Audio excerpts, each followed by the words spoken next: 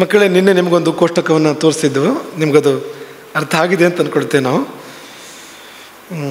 ತುಂಬ ಸುಲಭವಾಗಿ ಸಾಧ್ಯ, ಅಸಾಧ್ಯ, ಕಷ್ಟ ಸಾಧ್ಯ ಅಂತ ಹೇಗೆ ಹೇಳ್ಬೋದು ಅಂತ ಅನ್ನೋದನ್ನು ನಿಮಗೆ ನಿನ್ನೆ ತೋರಿಸಿದ್ವು.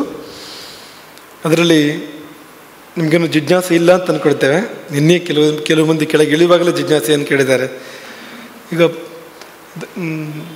ದೈವವಿಧನ ಬಳಿ ಬಂದು ಪೃಚ್ಛಕ ಒಂದು ಪ್ರಶ್ನೆ ಕೇಳ್ತಾನೆ. ತನ್ನ ಕಷ್ಟ ನಿವೇದನೆ ಮಾಡ್ತಕ್ಕಂಥ ಒಂದು ಪ್ರಶ್ನವಾಕ್ಯವನ್ನು ಆತ ಉಚ್ಚಾರ ಮಾಡ್ತಾರೆ. ಒಟ್ಟು ಅಕ್ಷರಗಳನ್ನು ಲೆಕ್ಕ ಮಾಡಿದಾಗ ಒಟ್ಟು ಸಮಷ್ಟಿ ಒಂದು ಸಂಖ್ಯೆ ಸಿಗ್ತದಲ್ಲ, ಒಂದು 50 ಅಕ್ಷರ, 48 ಅಕ್ಷರ, 40 ಅಕ್ಷರ ಹೇಗೇನೋ ಸಿಗ್ಬೋದಲ್ಲ. ಅದನ್ನು 3ರಿಂದ ಭಾಗಿಸಿದಾಗ ಶೇಷ 1 ಇದ್ದರೆ ಸಾಧ್ಯ, 2 ಇದ್ದರೆ ಅಸಾಧ್ಯ, 3 ಇದ್ದರೆ 3 ಇರುತ್ತಾ?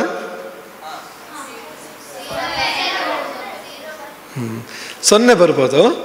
0 ಬಂದರೂ ತಗೊಳ್ಬೇಕಾಗಿದ್ದು 3ನೇ ತಾನೇ ನಾವು. ಹಾಗಾಗಿ ಆ ಪ್ರಶ್ನೆ ಬಂತು. ನಾವು ಕೆಳಗಿಳಿದು ಹೋಗುವಾಗ 0 ಬಂದರೆ ಏನು ಮಾಡೋದು ಅಂತ ಪ್ರಶ್ನೆ ಬಂತು ಅಂತ.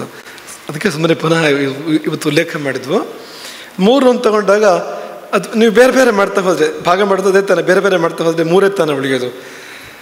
3 ಉಳಿತವೆ ಅಂತ, ಎಲ್ಲವೂ 3 ಉಳಿತವೆ ಅಂತ, ಯಾವುದು ಕೂಡ 1, 2 ಉಳಿಯೋದಿಲ್ಲ ನೋಡಿ ಅಂತ. ಆ ಭಾಗ ಮಾಡ್ತಾ ಹೋದರೆ, ಬೇರೆ ಮಾಡ್ತಾ ಹೋದರೆ, ಹಾಗೆ 3 ಬಂದರೆ ಅಥವಾ 0 ಬಂದರೆ ನೀವು ಯಾವ ಭಾಷೆಯಲ್ಲಿ ಬೇಕಾದರೂ ಹೇಳಿ. ಕಷ್ಟ ಸಾಧ್ಯ ಅಂತ ಎಷ್ಟು ಚೆನ್ನಾಗಿದೆ ಅಂದರೆ, ನಿಮಗೆ ಉಳಿದ ಗ್ರಹಗಳ, ರಾಶಿಗಳ, ಯೋಗಗಳ ಆಳವಾದ ಪರಿಜ್ಞಾನ ಇಲ್ಲದೆ ಆದರೂ ಕೂಡ ನೀವು ಅವನಿಗೊಂದು ಸಮಾಧಾನಕರವಾದ ಉತ್ತರವನ್ನು, ಒಂದು ಮಾರ್ಗದರ್ಶನವನ್ನು ಮಾಡಿಬಿಡ್ಬೋದು ಅಂತ. ನಿಮಗೆ ದೈವಾನುಗ್ರಹ, ದೈವದೊಲುಮೆ ಇದ್ದರೆ, ದೇವರ ಆಶೀರ್ವಾದ ಇದ್ದರೆ, ಇದಿಷ್ಟರಲ್ಲಿಯೇ ಅವನಿಗೊಂದು ಸಾಧ್ಯ, ಅಸಾಧ್ಯ, ಕಷ್ಟ ಸಾಧ್ಯ ಅಂತ ಇಷ್ಟು ಉತ್ತರ ಕೊಡೋಕ್ಕೆ ಸಾಧ್ಯ ಇದೆ ಅಂತ. ಇದಕ್ಕೆ ನೀವು ಅನೇಕ ವರ್ಷಗಳ ಕಾಲ ಶಾಸ್ತ್ರಾಭ್ಯಾಸ ಮಾಡಿ ಬರುವಂಥದ್ದಲ್ಲ ಇದು ಅಂತ, ಸುಲಭವಾಗಿ ಬರುವಂಥದ್ದು. ನಿಮಗೊಂದು 4-3 ಅಂಥದ್ದು ಗೊತ್ತಿರಲಿ ಅಂತ ಅದನ್ನು ಮೊದಲಿಗೆ ಹೇಳಿದ್ವು. ಬರೀ ಜಟಿಲ, ಕುಟಿಲ, ಕಠಿಣನೇ ನಾವು ಮೊದಲು ಹೇಳೋಕ್ಕಿಂತ ಸುಲಭದ್ದೊಂದು 2-3 ಗೊತ್ತಿರಲಿ ಅಂತ. ಲಗ್ನಗಳನ್ನು ತೋರಿಸ್ತಾ ಇದ್ದು ನಿಮಗೆ, ಬೇರೆ ಬೇರೆ ಥರ ಲಗ್ನ ತೆಗೆಯೋದು ಹೇಗೆ ಅಂತ. ಅಕ್ಷರದಿಂದ ಲಗ್ನ ತೆಗೆಯೋದು ಹೇಗೆ ಅಂತ ಹೇಳ್ತಾ ಇದ್ದು, ಅಕ್ಷರಾರೂಢ ಅಂತ. ಅದರ ಅಕ್ಕಪಕ್ಕದಲ್ಲ ಈ ಕೆಲವು ವಿಷಯಗಳು ಬರ್ತವೆ, ಅದನ್ನು ನಿಮಗೆ ಜೊತೆಯಲ್ಲಿ ಹೇಳಿದ್ವು. ತುಂಬ ಸುಲಭವಾಗಿರುವಂಥದ್ದು ಅಂತ. ಹಾಗಾಗಿ ಪ್ರಶ್ನೆ ವಾಕ್ಯ ಇಡಿಯಾಗಿ ಸಿಗಬೇಕು ನಮಗೆ. ಪ್ರಶ್ನೆ ವಾಕ್ಯ ಅದು ತುಂಬ ಮುಖ್ಯ. ಮತ್ತು ಅವನು ಹೇಗೆ ಹೇಳ್ತಾನೆ ಹಾಗೆ, ಅವನು ಹಳ್ಳಿ ಭಾಷೆಯಲ್ಲಿ ಹೇಳ್ಬೋದು, ಮನೆ ಭಾಷೆಯಲ್ಲಿ ಹೇಳ್ಬೋದು. ಅವನು ಅಕ್ಷರಗಳು ಹಾಗೆ ಅಂತ ಗೊತ್ತಾಯ್ತಾ? ನೀವು ಅವನು ಹಳ್ಳಿ ಭಾಷೆಯಲ್ಲಿ ಹೇಳಿದ್ದನ್ನು ನೀವು ಸಾಹಿತ್ಯಿಕ ಭಾಷೆಗೆ ಕನ್ವರ್ಟ್ ಮಾಡಬಾರ್ದು. ಅವನ ಬಾಯಿಂದ ಅಕ್ಷರಗಳು ಹೇಗೆ ಬರ್ತವೋ ಅದೇ ಅಕ್ಷರಗಳು, ನೀವು ತಿದ್ದಬಾರ್ದು ನೀವು ಅದನ್ನು ಅಂತ. ಯಾಕೆಂದರೆ ಅವನೇ ಅವನ ಕಥೆಯನ್ನು ಹೇಳ್ತಾ ಇರ್ತಾನೆ. ಒಬ್ಬ ಮನುಷ್ಯ, ಅವನ ಇಡೀ ಅಂಗೋಪಾಂಗಗಳು, ಅವನ ಚಲನವಲನಗಳು, ಅವನಾಡುವ ಒಂದೊಂದು ಅಕ್ಷರಗಳು ಅವನ ಕಥೆಯನ್ನು ಹೇಳ್ತಾ ಇರ್ತವೆ. ಕಥೆ ಅಂದರೆ ಹಿಂದಾದ ಕಥೆ ಮಾತ್ರ ಅಲ್ಲ, ಮುಂದಾಗಲಿಕ್ಕಿರುವಂಥದ್ದು ಎಲ್ಲವನ್ನು ಕೂಡ ಅವನ ಇಡೀ ಶರೀರ, ಅವನ ವ್ಯಕ್ತಿತ್ವ ಅದನ್ನು ಹೊರಸೂಸ್ತಾ ಇರ್ತದೆ ಅಂತ. ಹಾಗಾಗಿ ನೀವು ಅವನಾಡಿದ ಮಾತನ್ನು ತಗೊಂಡ್ರೆ ಒರಿಜಿನಲ್ ಅದನ್ನು ನೀವು ತಿದ್ದಬಾರ್ದು. ಹಳ್ಳಿ ಭಾಷೆಯಲ್ಲಿ ಎಷ್ಟೋ ಬಾರಿ ಅಕ್ಷರಗಳು ಕೂಡಿ ಹೋಗ್ತವೆ, ಮಾತುಗಳು ಕೂಡಿ ಹೋಗ್ತವೆ. ಹಾಗೆ ತಗೊಳ್ಬೇಕು ಅದನ್ನು ಅಂತ. ಈಗ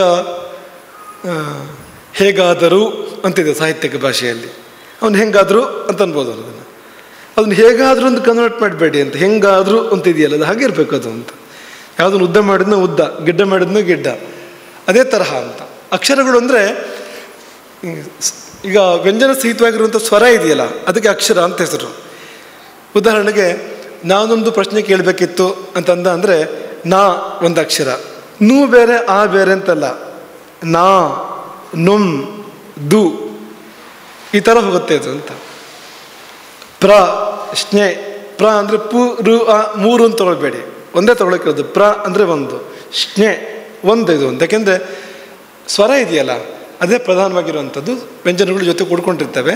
ಅದನ್ನು ಇಟ್ಕೊಂಡು ನಾನು ನೋಡ್ತಾ ಹೋಗುವಂಥದ್ದು. ಈಗ ಗಣಗಳನ್ನು ಮಾಡಬೇಕಾದ್ರೂ ಕೂಡ ಹಾಗೆ ತಾನೇ ಮಾಡೋದು. ನೀವು ಗಣಗಳನ್ನ ಲೆಕ್ಕ ಹಾಕಬೇಕಾದ್ರೂ ಕೂಡ ಹಾಗೆ ತಾನೇ ಮಾಡೋದು ಅಂತ. ಲಘು ಗುರು ಅಂತ ಹೇಳಬೇಕಾದ್ರೆ ನೀವು ಬರೇ ವ್ಯಂಜನಕ್ಕೆ ಅದೆಲ್ಲ ಇಲ್ಲ ಅಂತ. ಹಾಗಾಗಿ ಈ ತರಹ ನೀವು ಅದನ್ನು ಎಣಿಸ್ಬೇಕು. ದೂತೋಗ್ ತಾರಣಗಣೆ ತ್ರಿಭಿಃ ಖಲು ಹೃತೆ ಶಿಷ್ಟೈಕತಾ ಚೇತ್ ಗದ ಸಾಧ್ಯ. ಗದ ಅಂದರೆ ರೋಗ ಅಂತ, ಎಲ್ಲವೂ ರೋಗವೇ. ಅವ್ರಿಗೇನು ಸಮಸ್ಯೆ ಇದೆ ಅದೆಲ್ಲವೂ ರೋಗ ಬಂತು ಅಂತ ಸ್ವೀಕಾರ ಮಾಡಬೇಕಾಗಿರುವಂಥದ್ದು. ಹಾಗಾಗಿ ಒಂದು ಉಳಿದ್ರೆ ಆಗತ್ತೆ ಅಂತ ಹೇಳಬೇಕು, ಸುಲಭವಾಗಿ ಆಗತ್ತೆ ಅಂತ ಹೇಳಬೇಕು. ಎರಡು ಉಳಿದ್ರೆ ಆಗೋದೇ ಇಲ್ಲ, ಹೆಚ್ಚು ಕಡಿಮೆ ಅಸಂಭವ ಅಂತ ಹೇಳಬೇಕು. ಮೂರು ಉಳಿದ್ರೆ ಆಗತ್ತೆ, ತುಂಬ ಪ್ರಯತ್ನ ಬೇಕು, ತುಂಬ ಹೋರಾಟ ಬೇಕು ಅಂತ. ಈ ಥರದ ಮೂರು ಉತ್ತರಗಳನ್ನು ಕೊಡೋಕ್ಕೆ ಸಾಧ್ಯ ಇದೆ ಅಂತ. ಅದನ್ನು ಬಳಸ್ತಾರೆ, ಇವತ್ತಿಗೂ ಕೂಡ ಬಳಸ್ತಾರೆ, ಇದನ್ನು ಸಮರ್ಥವಾಗಿ ಬಳಸ್ತಾರೆ, ಸಮರ್ಥವಾಗಿ ಇದು ಸರಿಯಾದ ಉತ್ತರಗಳನ್ನು ಕೊಡುತ್ತೆ ಅಂತ. ಇದಾದಮೇಲೆ ಇನ್ನೊಂದು ಪರಿಹಾರ ವಿಧಾನವನ್ನು ಹೇಳಿ ನಾವು ಇದನ್ನು ಈ ಪ್ರಕರಣ ಮುಗಿಸಿ ಮುಂದಕ್ಕೆ ಹೋಗೋಣ. ಇನ್ನೊಂದು ಚೂರು ವಿಸ್ತೃತ ಪರಿಹಾರ ಬೇಕು ಅಂದರೆ ಹೇಗೆ? ಇನ್ನು ಸ್ವಲ್ಪ ಜಾಸ್ತಿ ವಿಸ್ತೃತ ಪರಿಹಾರ ಬೇಕು. ಬರೀ ಇಷ್ಟೇ ಅಲ್ಲ, ಸಾಧ್ಯ ಅಸಾಧ್ಯ ಕಷ್ಟ ಸಾಧ್ಯ ಅನ್ನೋದು ಸಾಧ್ಯತೆಗಳು ಹೇಳುವಂಥದ್ದು. ಪರಿಹಾರಗಳ ಬಗ್ಗೆ ಹಿಂದೆ ನಿಮಗೊಂದು ಸಂಕ್ಷೇಪ ಪರಿಹಾರವನ್ನು ಹೇಳಿದ್ವು. ಹ್ರಸ್ವ ಆದರೆ ಗಾನ, ಮೊದಲಕ್ಷರ ಹ್ರಸ್ವ ಆದರೆ ಗಾನ, ಮೊದಲಕ್ಷರ ದೀರ್ಘ ಆದರೆ ಅನ್ನದಾನ ಪೂಜೆಗಳು, ಮೊದಲಕ್ಷರ ಸಂಯುಕ್ತ ಆದರೆ ನೃತ್ಯ ಅಂತ ಒಂದೊಂದು ಮಾತಲ್ಲಿ ಪರಿಹಾರ ಹಿಡಿತಲ್ಲ. ಸ್ವಲ್ಪ ವಿಸ್ತಾರ ಪರಿಹಾರವನ್ನು ನಿರೂಪಣೆ ಮಾಡುತ್ತೆ. ಇನ್ನೊಂದು ವಿಧಾನ ಇದೆ, ಅದನ್ನು ನಿಮ್ಗೆ ಇವತ್ತು ಹೇಳ್ತೀವಿ. ಇದೇನೆಂದರೆ ಪ್ರಶ್ನೆ ವಾಕ್ಯ ಇದೆಯಲ್ಲ, ಆ ಸಮಷ್ಟಿ ಅಕ್ಷರ ಬೇಕು ಇದಕ್ಕೂ ಕೂಡ. ಅವನ ವಾಕ್ಯದಲ್ಲಿ ಒಟ್ಟು ಎಷ್ಟು ಅಕ್ಷರ ಇದೆ, ಆ ಒಟ್ಟು ಅಕ್ಷರ ಸಂಖ್ಯೆಯನ್ನು 5ರಿಂದ ಗುಣಿಸಬೇಕು, ಆಮೇಲೆ 8ರಿಂದ ಭಾಗಿಸ್ಬೇಕು. ಮುಗೀತು, ಎಷ್ಟೇ ಗಣಿತ ಇರೋದು. ಪೃಚ್ಛಕನ ಪ್ರಶ್ನೆ ವಾಕ್ಯ ಏನಿದೆ, ಯಾರು ಕಷ್ಟಕ್ಕೊಳಗಾಗಿ ದೈವಜ್ಞಾನ ಬಳಿ ಬಂದಿದ್ದಾನೆ, ಅವನ ಪ್ರಶ್ನೆ ವಾಕ್ಯ ಏನಿದೆ, ವಾಕ್ಯದ ಒಟ್ಟು ಅಕ್ಷರಗಳನ್ನು, ಆ ಸಂಖ್ಯೆ ಇದೆಯಲ್ಲ ಒಟ್ಟು ಸಂಖ್ಯೆ, ಅದನ್ನು 5ರಿಂದ ಗುಣಿಸು, 8ರಿಂದ ಭಾಗಿಸು. 8ರಿಂದ ಭಾಗಿಸಿದರೆ ನಮಗೆ ಶೇಷ 1 ಬರ್ಬೋದು, 2 ಬರ್ಬೋದು, 3 ಬರ್ಬೋದು, 4 ಬರ್ಬೋದು, 5 ಬರ್ಬೋದು, 6 ಬರ್ಬೋದು, 7 ಬರ್ಬೋದು, 8 ಬರ್ಬೋದು ಅಲ್ವಾ? ಈ 8 ಏನಿದು?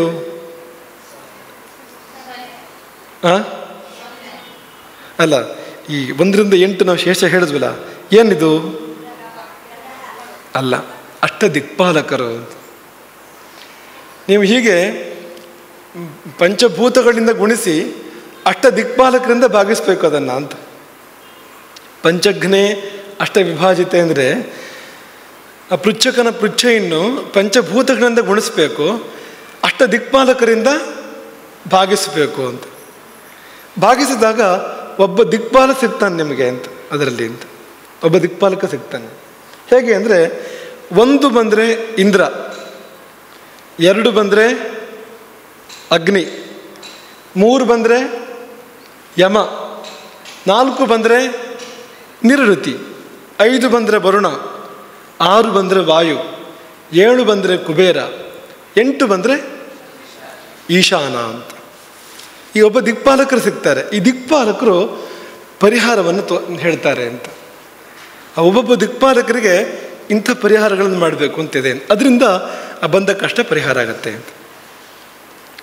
ನೋಡಿ, ಆ ವಾಕ್ಯದಲ್ಲಿ ವಿಷಯ ಏನೂ ಸಂಬಂಧವೇ ಇಲ್ಲ ಅಂತ. ಒಟ್ಟು ಅಕ್ಷರಗಳನ್ನು 5ರಿಂದ ಗುಣಿಸ್ಬೇಕು, 8ರಿಂದ ಭಾಗಿಸ್ಬೇಕು. ಸಿಗುವ ಒಬ್ಬ ದಿಕ್ಪಾಲಕ 6 ಆದರೆ ವಾಯು, 8 ಆದರೆ ಈಶಾನ, ಈ ತರಹ 3 ಆದರೆ ಯಮ, 1 ಆದರೆ ಇಂದ್ರ.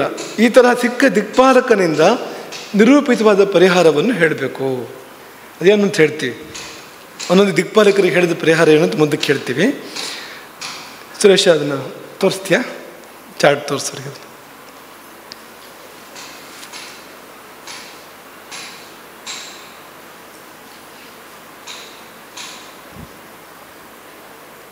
ನೋಡಿ, ಪ್ರಶ್ನೆ ವಾಕ್ಯದ ಒಟ್ಟು ಅಕ್ಷರಗಳನ್ನು 5ರಿಂದ ಗುಣಿಸು, 8ರಿಂದ ಭಾಗಿಸು. ಶೇಷ 1 ಆದರೆ ನೋಡಿ, ಇದೆ ಅಲ್ಲಿ ಶೇಷ 1 ಆದರೆ ಇಂದ್ರ, 2 ಆದರೆ ಅಗ್ನಿ, 3 ಆದರೆ ಯಮ, ಹೀಗೆ ಮುಂದುವರೆದು 8 ಆದರೆ ಈಶಾನ ಅಂತ. ಪಂಚಘ್ನೆ ಅಷ್ಟ ವಿಭಾಜಿತೆ ಅಕ್ಷರಗಣೆ ದೂತೋದಿತೆ ಶಿಷ್ಯತೆ ತತ್ರೈಕಂ ಯದಿ ದೇವರಾಟ್. 1 ಉಳಿದ್ರೆ ಇಂದ್ರ, ದ್ವ್ಯಾಧಿಕಂ 2 ಮೊದಲಾಗಿದ್ದು 2, 3, 4 ಎಲ್ಲ ಯಾವುದು ಅಂದರೆ ಶಿಖಿ ಮುಖಾಹ, ಅಗ್ನಿಯೇ ಮೊದಲಾಗಿರ್ತಕ್ಕಂಥವ್ರು, ಅಗ್ನಿ ಯಮ ಮೊದಲಾಗಿರ್ತಕ್ಕಂಥವ್ರು. 2 ಆದರೆ ಅಗ್ನಿ, 3 ಆದರೆ ಯಮ, 4 ಆದರೆ ನಿವೃತ್ತಿ, ಈ ಕ್ರಮದಲ್ಲಿ. ಇವ್ರಿಗೇನು ಪರಿಹಾರ ಹೇಳಿದ್ದಾರೆ? ಇಂದ್ರ ಆದರೆ ಏನು ಹೇಳ್ತೀರಿ ಅಂದರೆ, ನೋಡಿದ್ರಾ ಚಾರ್ಟ್ ನೋಡಿದ್ರಾ? ಸಿಗುತ್ತೆ ಸುರೇಶ್ ಭಟ್ರೆ, ತಗೊಳ್ಳಿ ಮತ್ತೆ ಅದನ್ನು. ಶ್ಲೋಕ ತೋರಿಸು ಸುರೇಶ್. ಈಗ 1 ಉಳಿತು ಶೇಷ ಅಂತ ಅಂದ್ಕೊಳ್ಳಿ ನೀವು. ಹೀಗೆ ಮಾಡಿದಾಗ ಶೇಷ 1 ಉಳಿತು. ಇಂದ್ರ ಬಂದ ಅಲ್ವಾ? ವ್ಯಾಧೀನಾಂ ಶಮನಂ ಕರೋತಿ ಬಲಭಿತ್ ದೇವಸ್ಯ ಪೂಜಾದಿಕೈಹಿ. ಇಂದ್ರ ಬಂದರೆ ಇಂದ್ರ ದೇವ ಪೂಜಾದಿಗಳ ಮೂಲಕ ಆ ಕಷ್ಟ ಪರಿಹಾರವಾಗೋದನ್ನು ಹೇಳ್ತಾನೆ. ದೇವ ಪೂಜೆ ಇಂಥದ್ದೇ ಮೊದಲಾದವು, ಪೂಜೆ ಮೊದಲಾದವು ಅಂತ, ಅಂಥದ್ರ ಮೂಲಕವಾಗಿ ಬಂದ ಕಷ್ಟ ಪರಿಹಾರವಾಗೋದನ್ನು ಸೂಚನೆ ಮಾಡ್ತಾನೆ. ಅಗ್ನಿ ಆದರೆ ಹೋಮ ಮಾಡಬೇಕು ಅಂತ ಹೇಳ್ತಾನೆ. ಇಂದ್ರ ಆದರೆ ಪೂಜೆ ಸಾಕು, ಅಗ್ನಿ ಆದರೆ ಹೋಮ ಬೇಕು ಅಂತ. ಯಾಕೆಂದರೆ ಅಗ್ನಿ ಅಲ್ವ ಅವನು. ಅಗ್ನಿರ್ ಹೋಮ ವಿಧಾನತಃ. ಯಮ ಆದರೆ ಪಿತೃಗಳಿಗೆ ಸಲ್ಲಬೇಕಾದ್ದು ಬಾಕಿ ಇದೆ ಅಂತ ತೋರಿಸ್ತಾನೆ ಯಮ. ಪಿತೃಪೂಜಾಭಿ, ಪಿತೃಣಾಂ ಪತಿ ಆಗಬೇಕು. ಇಲ್ಲಿ ಟೈಪ್ ಮಾಡೋಕ್ಕೆ ಕನ್ನಡದಲ್ಲಿ ಆ ರೂ ದೀರ್ಘ ಇಲ್ಲವೇ ಇಲ್ಲ, ಹಾಗಾಗಿ ತಪ್ಪು ಕಾಣ್ತಾ ಇದೆ ನಿಮಗಲ್ಲಿ. ಪಿತೃಣಾಂ ಪತಿ ಛಂದೋಭಂಗ ಆಗುತ್ತೆ, ಪಿತೃಣಾಂ ಪತಿ ಆಗಬೇಕದು. ಅಲ್ಲ, ಕೀಬೋರ್ಡಲ್ಲಿ ಆಪ್ಷನ್ ಇಲ್ಲ ಅದಕ್ಕೆ, ರೂ ದೀರ್ಘ ಇಲ್ಲ ಅಲ್ಲಿ, ಹಾಗಾಗಿ ಹೀಗೆ ಕಾಣ್ತಾ ಇದೆ ನಿಮಗದು. ಪಿತೃಣಾಂ ಪತಿ ಯಮ 3 ಶೇಷ ಉಳಿದ್ರೆ ಪಿತೃ ಕಾರ್ಯಗಳಿಂದ ಬಂದ ಕಷ್ಟ ಪರಿಹಾರ ಆಗತ್ತೆ ಅನ್ನೋದನ್ನು ತೋರಿಸುತ್ತೆ ಅದು. ಇನ್ನು 4 ಶೇಷ ಬಂದು ನಿವೃತ್ತಿ ಉದಯಿಸಿದರೆ, ನಿವೃತ್ತಿ ಅಂದರೆ ರಾಕ್ಷಸ, ಅವನು ಉದಯಿಸಿದರೆ ರಾಕ್ಷಸ ಬಾಧೆ ಇದೆ ಅಂತಲೇ ಅರ್ಥ ಅದಕ್ಕೆ. ರಕ್ಷೋಬಾಧೆ, ಬ್ರಹ್ಮ ರಾಕ್ಷಸನೋ ಮತ್ತೊಂದು ಇಂಥದ್ದಿದೆ ಅಂತಲೇ ಅರ್ಥ ಅದಕ್ಕೆ. ಹಾಗಾಗಿ ಅದನ್ನು ಹೊರಗೆ ಹಾಕಿದ ಹೊರತು, ಅದರ ನಿಷ್ಕಾಸನದ ಹೊರತು ಆ ಸಮಸ್ಯೆ ಪರಿಹಾರ ಆಗೋದಿಲ್ಲ. ಹಾಗಾಗಿ ರಕ್ಷಸ್ ಸೂಚಯಿತಿ, ರಕ್ಷ ಅಂದರೆ ರಾಕ್ಷಸನು, ನಿವೃತ್ತಿಯು ಸೂಚಯಿತಿ ಸೂಚನೆ ಕೊಡ್ತಾನೆ. ಏನು ಸೂಚನೆ ಕೊಡ್ತಾನೆ ಅಂದರೆ, ವ್ಯಥಾರ್ಧಿತ ನೃಣಾಂ, ಯಾರು ಪೃಚ್ಛಕರಾಗಿ ಕಷ್ಟದಲ್ಲಿ ದೈವಜ್ಞರ ಬಳಿ ಬಂದಿರ್ತಾರೋ ಅವರ ಅವರ ರೋಗ ಅಥವಾ ಅವರ ಕಷ್ಟ, ಅವರ ಸಮಸ್ಯೆ ಬ್ರಹ್ಮರಕ್ಷೋ ಮುಖಾವೇಶೇನ, ಬ್ರಹ್ಮರಾಕ್ಷಸನೇ ಮೊದಲಾಗಿರ್ತಕ್ಕಂಥ ರಕ್ಷೋಗಣಗಳ ಆವೇಶ, ಅವರ ಪ್ರವೇಶ ಆಗಿದೆ ಅಂತ. ದೇಹದೊಳಗೂ ಆಗಿರ್ಬೋದು, ಗೇಹದೊಳಗೂ ಆಗಿರ್ಬೋದು, ಅವರ ಗಾಳಿ ಬೆಳೆದಿದೆ ಅಂತ. ಅದನ್ನು ನಿವೃತ್ತಿ ಸೂಚಿಸ್ತಾನೆ. ಹಾಗಾಗಿ ಅವರನ್ನು ಹೊರಗೆ ಹಾಕಿದರೆ ಪರಿಹಾರ ಆಗತ್ತೆ. ಇದು ವಿಧಾನಮಸ್ಯ ಶಮನಾಯಾಧೀಯತಾಂ. ಆ ರಾಕ್ಷಸ ಪ್ರವೇಶ ಆಗಿದೆಯಲ್ಲ, ರಾಕ್ಷಸ ಶಕ್ತಿ, ದುಷ್ಟಶಕ್ತಿ, ಅದರ ಶಮನಕ್ಕೆ ಏನು ಬೇಕು ಆ ವಿಧಿಯನ್ನು ಮಾಡಬೇಕು ಅಂತ ನಿವೃತ್ತಿ ಸೂಚಿಸ್ತಾನೆ. ಇನ್ನು ಶೇಷ 5 ಬಂತು. ಯಾರು ಬಂದರು? 5 ಬಂದರೆ ವರುಣ ಬಂದ ಅಲ್ವಾ?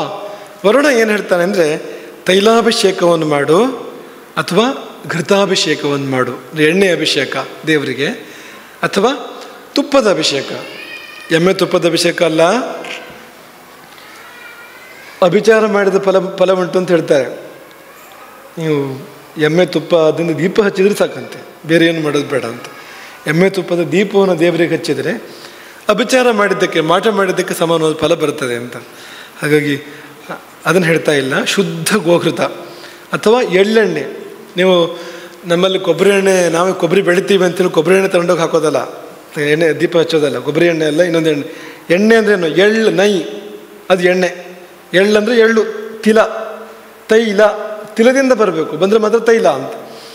ಸೀಮೆ ಎಣ್ಣೆಗೂ ತೈಲ ಅನ್ನೋ ಕಾಲ ಬಂದಿದೆ ಈಗ, ಅದೆಲ್ಲ ಅಲ್ಲ, ತಿಲದಿಂದ ಬಂದರೆ ಮಾತ್ರ ತೈಲ ಅಂತ. ಹಾಗಾಗಿ ತೈಲಾಭಿಷೇಕಾಚ ಘೃತಾಭಿಷೇಕ, ತೈಲಾಭಿಷೇಕ ಅಥವಾ ಘೃತಾಭಿಷೇಕ, ಅಥವಾ ದೇವರಿಗೆ ಸದಾರಾದಪಿ ತರ್ಪಣ ಕೊಡಬೇಕು ದೇವರಿಗೆ.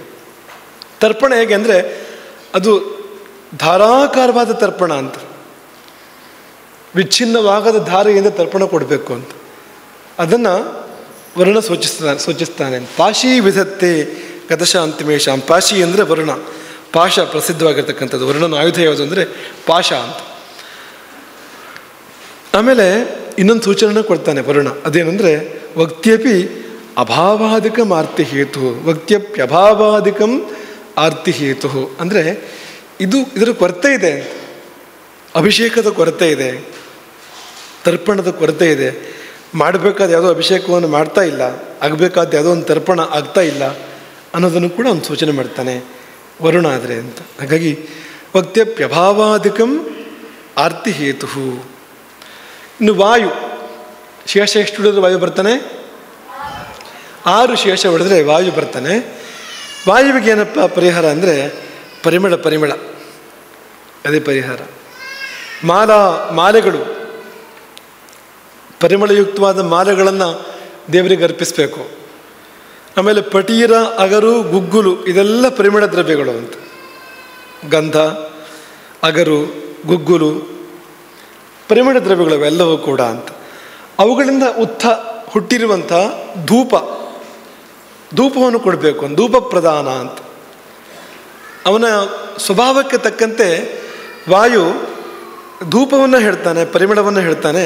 ಆದರೆ ಇವುಗಳಿಂದ ಬಂದಿರಬೇಕು ಅದು ಅಂತ, ಯಾವ್ಯಾವುದೂ ಅಲ್ಲ ಅಂತ. ಜೊತೆಗೆ ಆಭರಣ ಅರ್ಪಣಾದಿ, ಆಭರಣ ಸಮರ್ಪಣೆಯನ್ನು ಕೂಡ ಹೇಳ್ತಾನೆ. ವಾಯುವಿಗೆ ಆಭರಣ ಸಮರ್ಪಣೆಯನ್ನು ತುಂಬ ಇಷ್ಟ ಅವನಿಗೆ. ರಾಮನ ಪಟ್ಟಾಭಿಷೇಕ ಆದಾಗ ದೇವತೆಗಳೆಲ್ಲರ ಪರವಾಗಿ ವಾಯು ಒಂದು ಮಾಲೆಯನ್ನು ತಂದು ರಾಮನಿಗೆ ಹಾಕಿದ್ನಂತೆ, ರಾಮನ ಕೊರಳಿಗೆ ಅಂತ. ರಾಮಾಯಣದ ಯುದ್ಧಕಾಂಡ ಆ ಪಟ್ಟಾಭಿಷೇಕದ ಭಾಗ ಅದನ್ನು ವರ್ಣನೆ ಮಾಡುತ್ತೆ. ಹಾಗೆ ಇಲ್ಲೂ ಕೂಡ ವಾಯು ಬಂದ ಅಂದರೆ ಆಭರಣ ಸಮರ್ಪಣೆ ಮಾಡಿ, ಧೂಪ ಸಮರ್ಪಣೆ ಮಾಡಿ ಅಂತ. ಇದು ಮಾತರಿಶ್ವ ಅಂತ ವಾಯು ಹೇಳುವಂಥ ಪರಿಹಾರ. ಇನ್ನು ಕುಬೇರ ಯಾರು? ಅಲಕಾಧಿನಾಥ ಅವನು, ಅಲಕಾನಗರದ ಒಡೆಯ. ನಿಜವಾಗಿ ಲಂಕಾಧಿನಾಥ ಅವನು.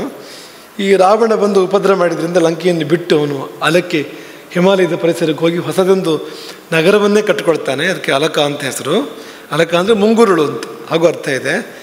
ಈಗ ಭಾರತ ಈ ದೇಶವನ್ನೇ ಒಂದು ತಾಯಿಯಾಗಿ ಸ್ತ್ರೀಯಾಗಿ ನೋಡೋದಾದರೆ ಮುಂಗುರುಳು ತರಹ ಇದೆ ಅದು, ಅಲಕ ಅನ್ನುವಂಥದ್ದು ಅಂತ. ಹಾಗಾಗಿ ಅಲಕಾಧಿನಾಥ ಅವನೇನು ಪರಿಹಾರ ಹೇಳ್ತಾನೆ ಅಂದರೆ 7 ಬಂದರೆ ಪ್ರಶ್ನಾಕ್ಷರಗಳನ್ನು 5ರಿಂದ ಗುಣಿಸಿ 8ರಿಂದ ಭಾಗಿಸಿದಾಗ ಉಳಿದಿದ್ದು 7 ಆದರೆ, ಜನಿಭೆ ಅಂದರೆ ಜನ್ಮ ನಕ್ಷತ್ರದಂದು, ಜನಿಭೆ ಭಾ ಅಂದರೆ ಗ್ರಹ ನಕ್ಷತ್ರ, ರಾಶಿ ನಕ್ಷತ್ರ ಅಂಥದ್ದು ಬರುತ್ತೆ. ಜನಿಭೆ ಜನ್ಮ ನಕ್ಷತ್ರದಂದು ದೇವದ್ವಿಜಾರ್ಚನ ವಿಧಿ, ದೇವಪೂಜನ, ಬ್ರಾಹ್ಮಣ ಪೂಜನ ಇದನ್ನು ಮಾಡಬೇಕು ಅಂತ ವಾಯು ಹೇಳ್ತಾನೆ, ಕುಬೇರ ಹೇಳ್ತಾನೆ. ವೃಕ್ಷಾಂತಯೇ ವಿಹಿತವಾನ್ ಅಲಕಾಧಿನಾಥ ದೇವದ್ವಿಜ ಅರ್ಚನ ವಿಧಿಂ, ದೇವಾರ್ಚನ ದ್ವಿಜಾರ್ಚನ, ದೇವಪೂಜೆ ಬ್ರಾಹ್ಮಣ ಪೂಜೆ. ಇದು ಯಾವಾಗ ಅಂದರೆ ಜನಿಭೆ ಜನ್ಮ ನಕ್ಷತ್ರದಂದು. ಇದನ್ನು ವೃಕ್ಷಾಂತಯೇ ರೋಗ ಶಮನಕ್ಕೆ ಅಥವಾ ಕಷ್ಟ ಪರಿಹಾರಕ್ಕೆ ಅಲಕಾಧಿನಾಥ ಕುಬೇರ ಸೂಚನೆ ಮಾಡ್ತಾನೆ. ಇನ್ಯಾರು ಹೇಳಿದ್ರು? ಈಶಾನ. ಎಷ್ಟು ಬೇಕು ಶೇಷ ಅದಕ್ಕೆ? ಎಷ್ಟು ಇರಬಾರ್ದಲ್ವಾ? ಆವಾಗ ಈಶಾನ ಬರ್ತಾನೆ. ಈಶಾನ ಪ್ರಸಿದ್ಧ, ಅದಕ್ಕೆ ಅವನು ದೊಡ್ಡ ಚಿತ್ರಕಾರನಂತಲ್ವಾ ಈಶಾನ. ಶೂನ್ಯದಿಂದ ಶೂನ್ಯದ ಬಣ್ಣವನ್ನು, ಶೂನ್ಯದ ಕುಂಚವನ್ನು ಶೂನ್ಯದ ಬಣ್ಣದಲ್ಲಿ ಅದ್ದಿ ಶೂನ್ಯದಲ್ಲಿ ಜಗತ್ತಿನ ಪೂರ್ಣ ಚಿತ್ರವನ್ನು ಬಿಡಿಸ್ತಾನಂತ ಅವನು ಅಂತ. ಜಗತ್ತಿನ ಚಿತ್ರವನ್ನು ಬಿಡಿಸುವಂಥ ಚಿತ್ರಕಾರ ಅವನು ಅಂತ. ಆದರೆ ಅವನು ಕುಂಚ, ಬಣ್ಣದ ಪಾತ್ರೆ, ಬಣ್ಣ ಎಲ್ಲ ಶೂನ್ಯ ಅಂತೆ. ಆ ಶೂನ್ಯದಿಂದ ಜಗತ್ತನ್ನು ಸೃಷ್ಟಿ ಮಾಡ್ತಾನೆ ಅವನು ಅಂತ. ಅದಕ್ಕೆ ಈ ಮಾತನ್ನು ಹೇಳುವಂಥದ್ದು, ಈಶ್ವರನ ಬಗ್ಗೆ ಈ ಮಾತನ್ನು ಹೇಳ್ತಾರೆ. ಹಾಗೆ ಅಂಥವನು ಶೂನ್ಯ ಉಳಿದಾಗ ಒದಗಿಸಿ ಬರ್ತಕ್ಕಂಥವನು. ಅವನೇನು ಹೇಳ್ತಾನೆ ಅಂದರೆ, ಗೀತೇನ ದೇವ್ರ ಮುಂದೆ ಭಕ್ತಿಯಿಂದ ಹಾಡಿ ಕಷ್ಟ ಪರಿಹಾರ ಮಾಡಿಕೊಳ್ಳಿ, ಹಾಡಿಸಿ ಅಥವಾ ಹಾಡಿ ಕಷ್ಟ ಪರಿಹಾರ ಮಾಡಿಕೊಳ್ಳಿ ಈಶ್ವರ ಹೇಳುವಂಥದ್ದು. ನೃತ್ಯಕರಣೇನ ಚ, ನಟರಾಜ ಅಲ್ವ ಅವನು, ಹಾಗಾಗಿ ನಾಟ್ಯ ಮಾಡಿ ಅಂತ ಹೇಳೋದು ಅವನು ಅಂತ. ಹಾಡು ಮತ್ತು ಗಾನ ಮತ್ತು ನೃತ್ಯಗಳಿಂದ ಕಷ್ಟ ಪರಿಹಾರವನ್ನು ಈಶ್ವರ ಸೂಚನೆ ಮಾಡ್ತಾನೆ. ಮತ್ತು ಇನ್ನೊಂದು ಚೂರು ಇದೆ, ಅಷ್ಟು ಮಾತ್ರ ಅಲ್ಲ, ಮಹಾಭಾರತದ ಪಾರಾಯಣ ಅದೊಂದು ಉದಾಹರಣೆ. ಇದು ಮಹಾಭಾರತ ಮೊದಲಾಗಿದ್ದು ಅಂತ ಆ ರೀತಿ ತಗೊಳ್ಬೋದು ನಾವು. ಮಹಾಭಾರತದ ಅಂಥದ್ದು, ಆ ಯೋಗ್ಯತೆ ಆ ತೂಕದಲ್ಲಿ ಸಲ್ಲುವಂಥದ್ದು ಅಂತ. ಹಾಗಾಗಿ ಗೀತೇನ ನೃತ್ಯಕರಣೇನ ಚ ಭಾರತೇನ ತ್ರಯ್ಯಾಚ ವೇದ ಪಾರಾಯಣ. ತ್ರೈ ಅಂದರೆ ವೇದ, ವೇದಪಾರಾಯಣ, ಇವುಗಳ ಮೂಲಕವಾಗಿ ಪರಿಹಾರವನ್ನು ಈಶ್ವರ ಸೂಚನೆ ಮಾಡ್ತಾನೆ. ಅದಕ್ಕೊಂದು ಕೋಷ್ಟಕ ಇದೆ ನೋಡಿ. ಯಾರಿಂದ ಏನು ಪರಿಹಾರ ಸೂಚಿತವಾಗತ್ತೆ ಅಂತ.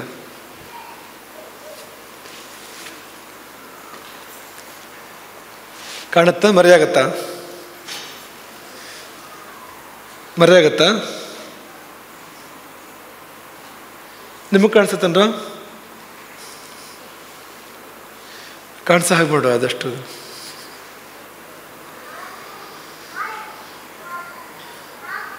ಪಾರ್ಶ್ವಸ್ಥರಿಗೆ ಚೆನ್ನಾಗಿ ಕಾಣಿಸುತ್ತೆ, ಬಹುಶಃ ಮಧ್ಯಸ್ಥರಿಗೆ ಕಾಣಿಸೋದಿಲ್ಲ ಸರಿಯಾಗಿ.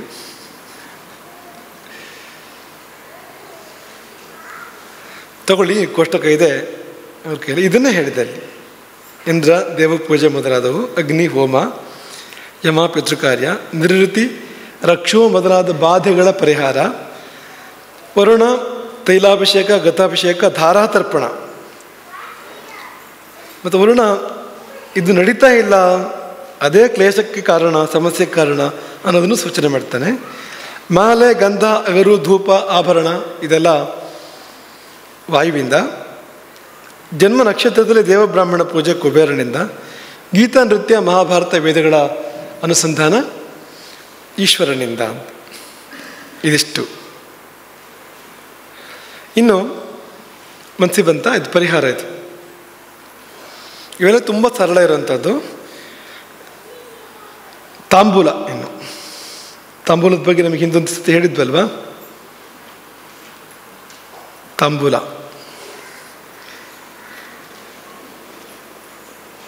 ದೈವಜ್ಞರನ್ನು ಪ್ರಶ್ನಿಸುವ ಮೊದಲು ದೈವಜ್ಞನಿಗೆ ವೀಳ್ಯ ಕೊಡಬೇಕು ಅಲ್ವಾ? ಪ್ರಾಭೃತ ಅಂತ ಕರೀತಾರೆ ಅದನ್ನು. ಪ್ರಾಭೃತ ಅಂದರೆ ಉಡುಗೊರೆ ಅಂತ ಅರ್ಥ. ಒಂದು ಹರಿವಾಣದಲ್ಲಿ ಹಣ್ಣು, ಕಾಯಿ, ಹೂವು, ಇನ್ನು ಏನೇನು ಕೊಡ್ಬೋದು ಅಂಥದ್ದೆಲ್ಲ, ಸ್ವರ್ಣದವರೆಗೂ ಎಲ್ಲವನ್ನೂ ಕೂಡ ಕೊಡ್ಬೋದು. ಏನೇನು ಕೊಡೋಕ್ಕೆ ಸಾಧ್ಯವೋ ಕೊಡಬಹುದು ಅಂಥದ್ದೆಲ್ಲವನ್ನು. ಆದರೆ ಮರೀದ ಏನೇನು ಕೊಡಬೇಕು ಅಂದರೆ ತಾಂಬೂಲ ಅಂತ. ತಾಂಬೂಲ ತುಂಬ ಮುಖ್ಯವಾಗಿರ್ತಕ್ಕಂಥದ್ದು. ದೇವ ಪೂಜೆಯಲ್ಲೂ ಕೂಡ ತಾಂಬೂಲ ಬೇಕೇ ಬೇಕು. ಒಂದು ಮದುವೆ ಆಗಬೇಕು ಅಂದರೂ, ಮದುವೆ ನಿಶ್ಚಯ ಆಗಬೇಕಾದ್ರೆ ತಾಂಬೂಲ ಬೇಕು ಅಲ್ವಾ? ಯಾರಿಗಾರು ಒಂದು ವಿದ್ಯುಕ್ತವಾಗಿ ಕರಿಬೇಕು ಅಂದರೆ ವೀಳ್ಯ ಕೊಟ್ಟು ಕರಿಬೇಕು. ತುಂಬ ಮುಖ್ಯವಾಗಿರುವಂಥದ್ದು. ಹಾಗೆ ದೈವಜ್ಞನಿಗೆ ಕೊಡಬೇಕಾದ ವಸ್ತುಗಳ ಪೈಕಿಯಲ್ಲಿ ಮುಖ್ಯವಾಗಿರುವಂಥದ್ದು ತಾಂಬೂಲ ಅಂತ. ನಿಮ್ಗೆ ಅನ್ನಿಸ್ಬೋದು ಬಹುಶಃ ಆಗಿಂದಲೂ ಈ ಪದ್ಧತಿ ತುಂಬ ಜೋರಾಗಿದೆ. ಇನ್ನು ತಾಂಬೂಲ ಚರ್ವಣ, ಎಲೆ ಅಡಿಕೆ ಅಗಿಯೋದು, ಹಾಗಾಗಿ ದೈವಜ್ಞರಿಗೆ ಎಲೆ ಅಡಿಕೆ ಅಗಿಯೋದಕ್ಕೆ ಅನುಕೂಲ ಆಗಲಿ ಅಂತ ಇದನ್ನು ಕೊಡೋದು ಅಂತ ಅಂದ್ಕೊಂಡಿದ್ದೀರಾ ನೀವು? ದೈವಜ್ಞರಿಗೆ ಬಟ್ಟೆ ಕೊಟ್ಟರೆ, ದುಡ್ಡು ಕೊಟ್ಟರೆ ಫೀಸ್ ಕೊಟ್ಟ ಹಾಗೆ ಅಂತ ಅಂದ್ಕೊಂಡಿದ್ದೀರಾ? ಹಾಗಲ್ಲ ಅದು. ದೈವಜ್ಞರು ನಿಮ್ಮ ಕಥೆ ತಿಳ್ಕೊಳ್ಳೋಕೆ ಸಹಾಯ ಮಾಡುತ್ತೆ ಅದು ಅಂತ. ನಾವು ಕೊಟ್ಟಿದ್ದರಿಂದ, ಕೊಟ್ಟ ವಸ್ತುಗಳು ನಮ್ಮ ಕಥೆನೇ ಹೇಳ್ತಾ ಇರ್ತೇವೆ. ನಿಮ್ಗೆ ಆಗಲೇ ಹೇಳಿದ್ವು, ನಮ್ಮ ಕಥೆಯನ್ನು ನಾವೇ ಹೇಳ್ತಾ ಇರ್ತೇವೆ. ನಮ್ಮ ಕಣ್ಣು, ಮುಖ, ಕೈಕಾಲುಗಳ ಚಲನೆ, ಅಥವಾ ನಮ್ಮ ಮೈಯಿಂದ ಹೊರಬರ್ತಕ್ಕಂಥ ಗಂಧ, ನಮ್ಮ ಇಡೀ ಹಾವಭಾವಗಳು, ಮಾತುಗಳು ಎಲ್ಲವೂ ನಮ್ಮನ್ನು ಅಭಿವ್ಯಕ್ತಪಡ್ತಾ ಇರ್ತವೆ. ನಮ್ಮ ಜೀವವನ್ನು, ಆ ಜೀವಗತವಾದ ಕರ್ಮಗಳನ್ನು, ನಮ್ಮ ಭವಿಷ್ಯವನ್ನು ಎಲ್ಲವನ್ನೂ ಕೂಡ ಅವು ಹೊರಸೂಸ್ತಾ ಇರ್ತವೆ ಅಂತ. ಅದನ್ನು ಡಿಕೋಡ್ ಮಾಡೋಕ್ಕೆ ಬರಬೇಕು ಅಷ್ಟೆ. ಡಿಕೋಡ್ ಮಾಡೋಕ್ಕೆ ಬಂದರೆ ನಡ್ಕೊಂಡು ಹೋಗ್ತಾ ಇದ್ರೆ ಸಾಕು, ಹೇಳ್ಬೋದು ಕಥೆಯನ್ನು ಅಂತ. ಒಬ್ಬ ನಡ್ಕೊಂಡು ಹೋಗ್ತಾ ಇದ್ರೆ ಸಾಕು, ಒಬ್ಬ ಮಾತಾಡ್ತಾ ಇದ್ದರೆ ಅವನ ಕಥೆ ಹೇಳ್ಬೋದು, ಇವನು ಹೀಗಾಗಿದ್ದಾನೆ ಮುಂದಕ್ಕೆ ಹೀಗಾಗ್ತಾನೆ ಅಂತ. ಡಿಕೋಡ್ ಮಾಡೋಕ್ಕೆ ಬರಬೇಕು ಅದನ್ನು ಅಂತ. ಇಲ್ಲಿ ಆ ವಿಧಾನಗಳನ್ನು ಕೊಟ್ಟಿದೆ ಅಂತ, ಡಿಕೋಡ್ ಮಾಡೋಂಥ ವಿಧಾನಗಳನ್ನು ಕೊಟ್ಟಿದೆ ಅಂತ. ತಾಂಬೂಲವು ಕೂಡ ಬಂದು ಅದರಲ್ಲಿ ಹರಿವಾಣದಲ್ಲಿ ಏನೇನು ಕೊಡ್ತಾನೋ ಎಲ್ಲವೂ ನಮ್ಮ ಕಥೆ ಹೇಳುತ್ತೆ. ತಾಂಬೂಲದಿಂದ ತುಂಬ ಹೇಳ್ಬೋದು ಅಂತ. ಒಂದು ಲಗ್ನವನ್ನು ಕೂಡ ತೆಗಿಬೋದು. ಜಾತಕಕ್ಕೆ ಸಮಾನವಾಗಿರ್ತಕ್ಕಂಥ ಅಥವಾ ಜಾತಕಕ್ಕಿಂತ ಸ್ವಲ್ಪ ಹೆಚ್ಚು ವಿಷಯಗಳನ್ನು ಹೇಳಬಲ್ಲ ಲಗ್ನವನ್ನು ತೆಗೆದು ಒಂದು ಗ್ರಹಸ್ಥಿತಿ, ಒಂದು ಕುಂಡಲಿ ಮಾಡ್ಬೋದು ಅಂತ ತಾಂಬೂಲದ ಮೂಲಕವೇ ಅಂತ. ಅದಕ್ಕೊಂದು ಲೆಕ್ಕವನ್ನು ಹೇಳಿದ್ವಲ್ಲ ನಿಮಗೆ ಅವತ್ತು, ಮರ್ತೋಯ್ತಾ ನಿಮಗೆ? ಅದಕ್ಕೆ ಕೋಷ್ಟಕ ಕೊಟ್ಟಿರಲಿಲ್ಲ, ಬಾಯಲ್ಲಿ ಹೇಳಿದ್ದು ಅಷ್ಟೆ. ಇವತ್ತೆಲ್ಲ ಕೊಡ್ತೀವಿ. ತಾಂಬೂಲ ಸಂಖ್ಯಾಂ ಶ್ಲೋಕ ತರಿಸು. ತಾಂಬೂಲ ಸಂಖ್ಯಾಂ ದ್ವಿಗುಣಾಂ ಶರಘ್ನಾಂ ಸೈಕಾಂ ಹರೇತ್ ಸಪ್ತಭಿರತ್ರ ಶಿಷ್ಟೈ ಸೂರ್ಯಾಧಿಕಾನಾಂ ಉದಯೋತ್ರ ಕಲ್ಪ್ಯ ಗ್ರಹೋದಯೋ ಯತ್ರ ಸ ಲಗ್ನ ರಾಶಿ. ಪೃಚ್ಛಕ ಕೊಟ್ಟ ತಾಂಬೂಲದಿಂದ ಒಂದು ಗ್ರಹದ ಉದಯ ಆಗತ್ತೆ ಅಂತ. ನಮ್ಮ ಬುದ್ಧಿಯಲ್ಲಿ ಒಂದು ಗ್ರಹದ ಉದಯ ಆಗತ್ತೆ, ಆ ಗ್ರಹ ಫಲವನ್ನು ಹೇಳುತ್ತೆ. ಹೇಗೆ ಉದಯ ಆಗೋದು ಅದು ಗ್ರಹ ಅಂದರೆ ಒಂದು ಚಿಕ್ಕ ಗಣಿತ ಮಾಡಬೇಕು. ಕೊಟ್ಟ ತಾಂಬೂಲದ ಲೆಕ್ಕ ಮಾಡಬೇಕು ಎಷ್ಟಿದೆ ಅಂತ. ತಾಂಬೂಲದ ಸಂಖ್ಯೆ ಎಷ್ಟಿದೆಯೋ ಅದನ್ನು 2ರಿಂದ ಗುಣಿಸ್ಬೇಕು, ದುಪ್ಪಟ್ಟು ಮಾಡ್ಕೋಬೇಕು ಅದನ್ನು ಅಂತ. 2ರಿಂದ ಗುಣಿಸ್ಬೇಕು ಅಂದರೆ ಅದೇ ಅರ್ಥನೇ ಅದನ್ನು 2 ಆಗಿಸಿಕೊಳ್ಬೇಕು ಅಂತ. ಈಗ 5 ತಾಂಬೂಲ ಕೊಟ್ಟರೆ 10 ಮಾಡ್ಕೊಳ್ಬೇಕು ಅದನ್ನು, 10 ಕೊಟ್ಟರೆ 20 ಮಾಡ್ಕೋಬೇಕು ಅದನ್ನು, ದುಪ್ಪಟ್ಟಾಗಿಸಿಕೊಳ್ಬೇಕು ಅದನ್ನು ಅಂತ. ತಾಂಬೂಲ ಸಂಖ್ಯಾಂ ದ್ವಿಗುಣಾಂ, ದುಪ್ಪಟ್ಟಾಯ್ತಲ್ವಾ. ಶರಘ್ನಾಂ 5ರಿಂದ ಗುಣಿಸ್ಬೇಕು ಅದನ್ನು ಅಂತ. ಸೈಕಾಂ 1 ಸೇರಿಸ್ಬೇಕು. ಹರೇ ಸಪ್ತಭಿಹಿ 7ರಿಂದ ಭಾಗಿಸ್ಬೇಕು. ದುಪ್ಪಟ್ಟು ಮಾಡು, 5ರಿಂದ ಗುಣಿಸು, 1 ಸೇರಿಸು, 7ರಿಂದ ಭಾಗಿಸು. ತಾಂಬೂಲ ಸಂಖ್ಯಾಂ ದ್ವಿಗುಣಾಂ ಶರಘ್ನಾಂ ಸೈಕಾಂ ಹರೇತ್ ಸಪ್ತಭಿರತ್ರ ಶಿಷ್ಟೈಹಿ. ಯಾಕೆ ಇದೆಲ್ಲ ಮಾಡೋದು ಅಂದರೆ 2 ಅಂದರೆ ಪ್ರಕೃತಿ ಪುರುಷ, 5 ಅಂದರೆ ಪಂಚಭೂತಗಳು, ಆ 1 ಆ ಜೀವ ಚೈತನ್ಯ, 1 7 ಗ್ರಹಗಳು. ಮನಸ್ಸಿಗೆ ಬಂತಾ? ಈಗ ನೀನೊಂದು ಮನುಷ್ಯ ಅಂತ ಅನ್ಕೊ, ನೀನೊಂದು ಜೀವ, ನೀನು ಹೇಗೆ ಬಂದೆ, ಎಲ್ಲಿಂದ ಬಂದೆ ಅಂದರೆ ಹಿಂದೆ ಹೋದಾಗ ಆ ಮೂಲ ಒಂದು ಬಿಂದುವಾಗಿದ್ದಂಥ ಪರಮಪುರುಷ ಪರತತ್ವ, ಆ ಒಂದು ಪರಮಾತ್ಮ ಇದ್ದಾನಲ್ಲ, ಅವನು 2 ಆಗ್ತಾನೆ. ಪ್ರಕೃತಿ ಪುರುಷ ಅಂತ 2 ಆಗ್ತಾನೆ. ಅವನು ಒಂದಿದ್ದವನು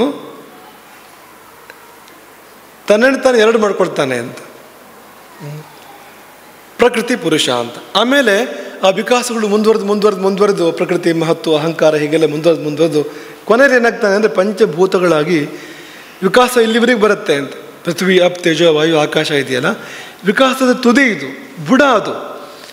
1 2 ಆಗುವಂಥದ್ದು ಆರಂಭ ವಿಕಾಸದ್ದು. ಪರಮಾತ್ಮ ಪ್ರಕೃತಿ ಪುರುಷ ಅಂತ 2 ಆಗುವಂಥದ್ದು ಆರಂಭ. ಅದು ಬೆಳೆದು ಬಂದು ಕೊಟ್ಟ ಕೊನೆಯಲ್ಲಿ ಪಂಚಭೂತಗಳಾಗಿ ನಿಲ್ಲುವಂಥದ್ದು ಅಂತ. ಹಾಗಾಗಿ ಅಲ್ಲಿಂದ ಅಲ್ಲಿವರೆಗಿನ ಸೃಷ್ಟಿ ವಿಕಾಸನ ಹೇಳುತ್ತೆ ಅದು. ದ್ವಿಗುಣಾಂ ಶರಘ್ನಾಂ ಅನ್ಬೇಕಾದ್ರೆ ನಿನ್ನವರೆಗೆ ಸೃಷ್ಟಿ ಬಂದಿದೆಯಲ್ಲ, ಹೀಗೆ ಬಂದಿದೆ ಅದು ಅಂತ. ಆಯಿತು, ಈ ಪಂಚಭೂತಗಳ ಮಾತ್ರದಿಂದ ನೀನಾಗಿಲ್ಲ, ಆ ಪಂಚಭೂತಗಳಲ್ಲಿ ಒಂದು ಜೀವ ಸೇರಿಕೊಳ್ಬೇಕು. ಹಾಗಾಗಿ ಸೈಕಾಂ ಸೇರಿಕೊಂಡಾಗ ಕಥೆಯೆಲ್ಲ ಶುರುವಾಯಿತು. ಸುಖ ದುಃಖ ಅದು ಇದು ಹುಟ್ಟು ಸಾವು ಬದುಕು ಎಲ್ಲ ಶುರುವಾಯಿತು ಕಥೆಗಳು ಅಂತ. ಈ ಕಥೆಗಳನ್ನು ನಿರೂಪಣೆ ಮಾಡ್ತಕ್ಕಂಥವ್ರು 7 ಗ್ರಹಗಳು: ಸೂರ್ಯ ಚಂದ್ರ ಮಂಗಲ ಬುಧ ಗುರು ಶುಕ್ರ ಶನಿಗಳು.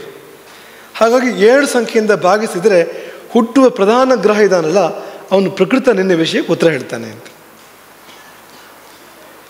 ಶೇಷ ಎಷ್ಟು ಉಳಿಯುತ್ತೋ ಅದು ಗ್ರಹ ಸಂಖ್ಯೆ ಅದು. ಆಯ್ತಾ? ಉದಾಹರಣೆಗೆ ಮಾಡಿ, ಉದಾಹರಣೆಗೆ ಅವತ್ತು ಸ್ವಲ್ಪ ಲೆಕ್ಕ ತಪ್ಪು ಉತ್ತರ ಬಂದಿತ್ತು ಅವತ್ತು, ಹಾಗೆ ಹೋಗಿದೆ ಹಿಂದಿನ ಸರ್ತಿ ಮಾಡಿದಾಗ ಅದನ್ನು. ಈಗ ತಾಂಬೂಲವನ್ನು ಒಂದು 5 ಕೊಟ್ಟರು ತಾಂಬೂಲ ಅಂತ ಅನ್ಕೊಳ್ಳಿ, ನೀವು 5 ಎಲೆ ಕೊಟ್ಟರು ಅಂತ ಅನ್ಕೊಳ್ಳಿ. ನೀವು ಮುಂದಕ್ಕೆ ಏನು ಮಾಡೋದು? 5ನ್ನು 10 ಮಾಡ್ಕೋಬೇಕು. ತಾಂಬೂಲ ಸಂಖ್ಯಾಂ ದ್ವಿಗುಣಾಂ 5ನ್ನು 10 ಮಾಡ್ಕೊಳ್ಬೇಕು. ಆಯಿತಾ? 10ನ್ನು 5ರಿಂದ ಗುಣಿಸ್ಬೇಕು. ಎಷ್ಟಾಯಿತು? ಇದನ್ನೇ ಮಾಡಿದ್ದಾಗಿತ್ತು ಅವತ್ತು, ಉತ್ತರ ತಪ್ಪು ಬಂದಿತ್ತು ಅವತ್ತು. ದ್ವಿಗುಣಾಂ ಶರಘ್ನಾಂ 5ರಿಂದ ಗುಣಿಸಿದಾಗ 50 ಆಯ್ತಲ್ವಾ. ಸೈಕಾಂ 1 ಸೇರಿಸ್ಬೇಕು. ಎಷ್ಟಾಯಿತು? 7ರಿಂದ ಭಾಗಿಸ್ಬೇಕು. ಎಷ್ಟು ಉಳಿಯುತ್ತೆ? ಅವತ್ತು 3 ಅಂತ ಉತ್ತರ ಬಂದಿತ್ತು, 3 ಅಂತ ಬಂದಿತ್ತು, 2 ಅಂತ ಬಂದಿತ್ತು ಅವತ್ತು. ಎಷ್ಟು ಉಳಿಯುತ್ತೆ? 7 ಎಷ್ಟು ಉಳಿತು ಆಮೇಲೆ? ಅವತ್ತು ಹೀಗೆ ಆಗಿತ್ತು. 3 ಅಂತ ಉತ್ತರ ಕೊಟ್ಟಿದ್ರೆ 3 ಅಲ್ಲ, ಅದು 2. 2 ಆದ ಗ್ರಹ ಯಾವುದು? ಚಂದ್ರ. 5 ಆದರೆ 7 1 4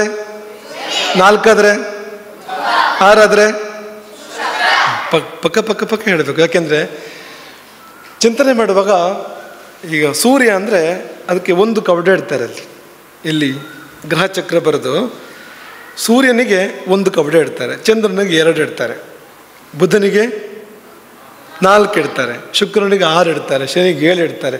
ಆ ಗ್ರಹಗಳ ಎಷ್ಟನೇ ಗ್ರಹವೋ ಅಷ್ಟು ಸಂಖ್ಯೆ ಕವಡೆನೇ ಇಡೋದು. ಅಲ್ಲಿನ ಬರೆಯುವಂಥ ಕ್ರಮ ಇಲ್ಲ. ಗ್ರಹ ಚಕ್ರದಲ್ಲಿ ಆ ಕವಡೆಗಳನ್ನು ಆ ಸಂಖ್ಯೆಯಲ್ಲಿ ಇಡ್ತಾರೆ ಅಷ್ಟೇ ಅಂತ. ನಿಮ್ಗೆ 7 ಕವಡೆ ನೋಡಿದ್ರೆ ಶನಿಯನ್ನು ಗೊತ್ತಾಗಬೇಕು ನಿಮ್ಗೆ ಅದು ಅಂತ. ಹಾಗಾಗಿ ನಿಮ್ಮನ್ನು ಕೇಳಿದ್ದು ಎಷ್ಟು ಒಂದು ಗೊತ್ತಿರಬೇಕು ನಿನಗೆ ಅಂತ. ಆಯಿತು, ಈಗ 1 ಬಂತು ಅಂತ ಅಂದ್ಕೊಳ್ಳಿ. ಯಾವ ಗ್ರಹ ಉದಯ ಆಗುತ್ತೆ? ಫಲ ಏನು ಗೊತ್ತಾ? ದುಃಖ.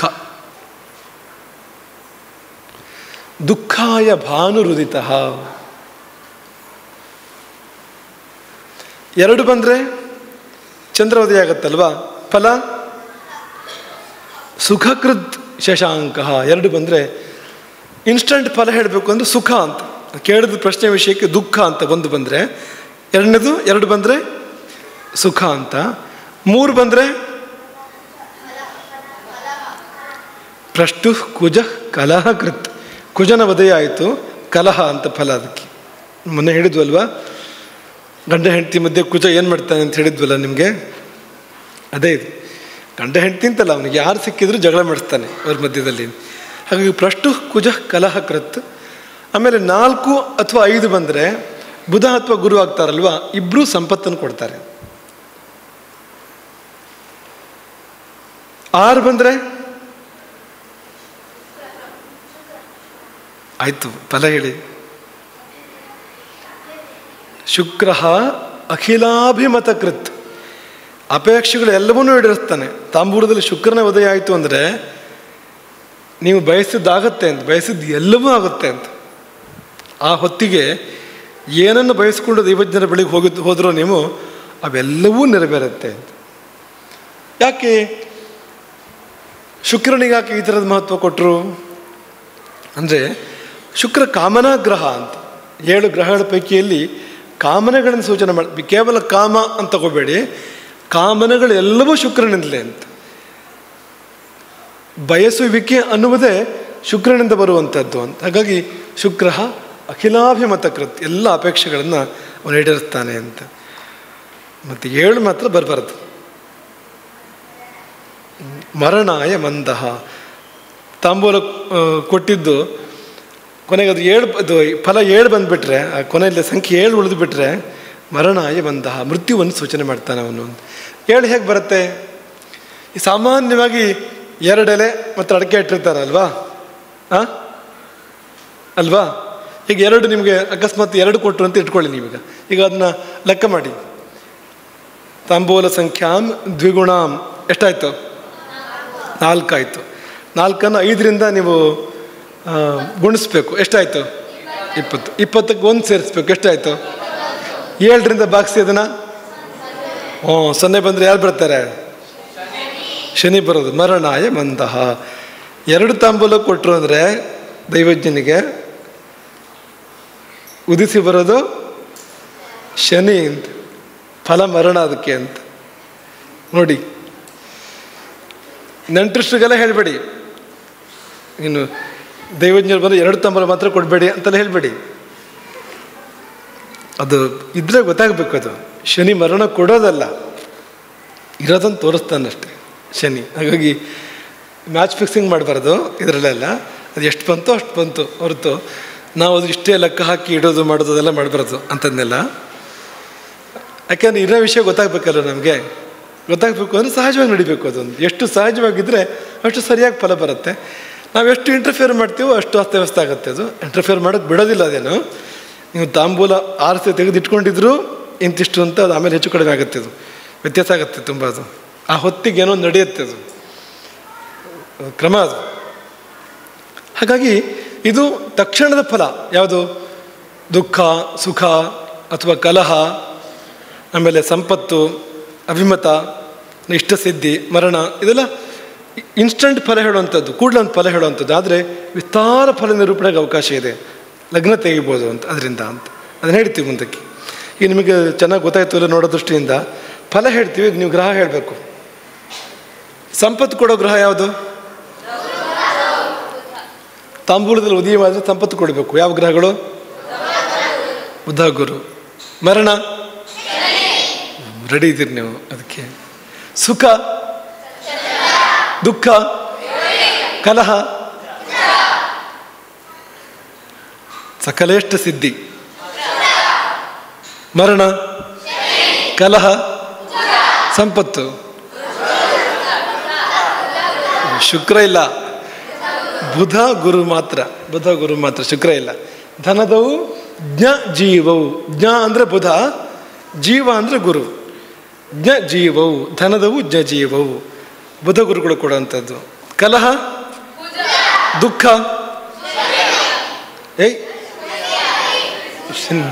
ಸೂರ್ಯ. ಈ ದುಃಖಕಾರಕ ಶನಿ ಸರಿ ಇದೆ. ಅದು ದುಃಖಂ ದಿನೇಶ ಆತ್ಮಜ. ಜನರಲ್ಲಾಗಿ ಹೇಳಬೇಕಾದ್ರೆ ಗ್ರಹಗಳಲ್ಲಿ ದುಃಖಕಾರಕ ಗ್ರಹ ಶನಿ. ಆದರೆ ತಾಂಬೂಲ ಪ್ರಕರಣದಲ್ಲಿ ಸೂರ್ಯ ಉದಯಿಸಿ ಬಂದರೆ ದುಃಖ ಅಂತ ಹೇಳಬೇಕು. ಮರಣವೂ ದುಃಖವೇ, ದುಃಖದ್ದೇ ಪರಾಕಾಷ್ಠೆ ಅಷ್ಟೇ.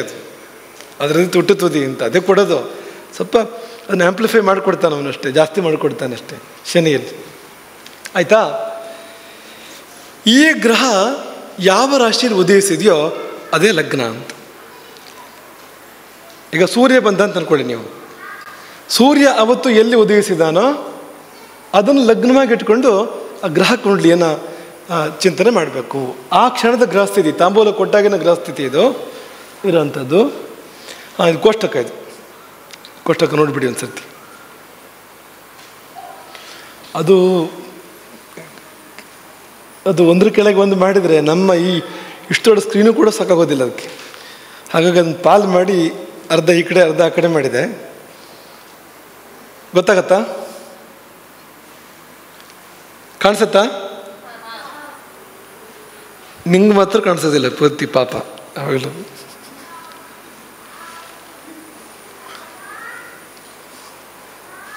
ಓಂಕಾರ.